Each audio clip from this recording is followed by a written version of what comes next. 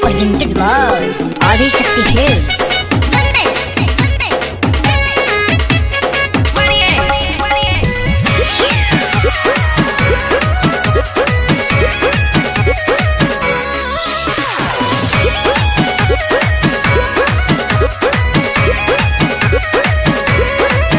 रउआ बाली बंगाल से ले आवे के बाद हमरा बिंदिया पैंडिया हिलावे के बाद रउआ बाली बंगाल से ले आवे के बाद हमरा बिंदिया पैंडिया हिलावे के बाद रेट होके जवना के खूबे बढ़ चढ़ के हथवा के चूड़ी सैया चाही चंडीगढ़ के जदी लेके नहीं आई बता करब झगड़ा हे धनी हो कि हम ले ले आइब राजस्थानी घाघरा हिलई हो पेन के दिलिया घरा सचो भैया ले ले आओ राजस्थानी घाघरा हिलई हे भौजी दिलिया घरा तू लोग तो छुपे रहलो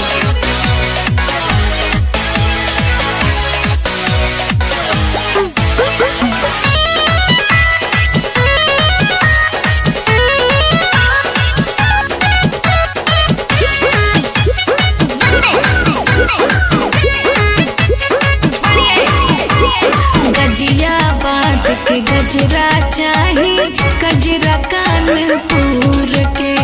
पैजनिया पटना के चाही चलूंगी दहिया तूर के ओढ़नी उड़ीसा से आई ओढ़ी लगबू बेबी डॉल पूरा बॉडी गहना से ढक लिहा बन जाई महल छपरा के छागल बड़ी बनिक लागल देखे के बाजार में भइल बनी पागल आज कहता नी रउआ से लगाई असरा हे धनी हो का कि हम ले ले आइब राजस्थानी घाघरा हिलई हो पेन के दिलिया घरा कि भैया ले ले आओ राजस्थानी घाघरा हिलई हे भौजी दिलिया घरा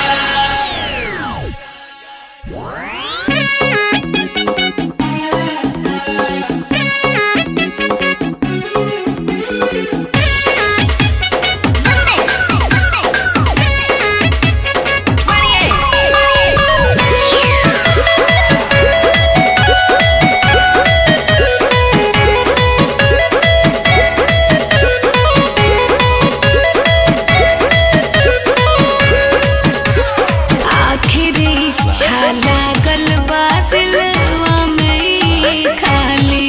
हर सुनले बानी नामी होटे